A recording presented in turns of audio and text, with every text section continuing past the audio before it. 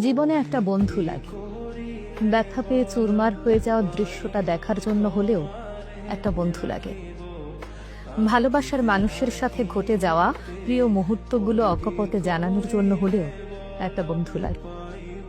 কষ্ট পেয়ে নষ্ট হয়ে যাওয়ার গল্পটা মনোযোগ দিয়ে শোনার জন্য একটা বন্ধু লাগে।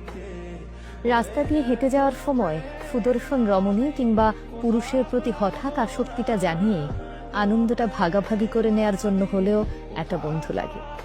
মানিব্যাগের খুচরো পয়সাগুলো শেয়ার করার জন্য একটা বন্ধু লাগে। ক্রাশ খেয়ে ঝগড়া করা কিংবা দোস্ত তোর গেঞ্জিটা তো জোস, হাতের নতুন ঘড়িটা খুলে নিয়ে আর না দেওয়া, চোখের চশমাটা মেরে দিয়ে হাওয়া করে দেওয়ার জন্য হলেও একটা বন্ধু লাগে।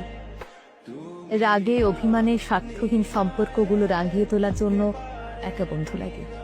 নিজের বন্ধু, যার একটা বন্ধু আছে নিজের মানুষের মতো, যার কাছে গোপন কথাগুলো জানিয়ে দেওয়া যায় নির্দ্বিধা, সে সত্যিই ভাগ্যবান।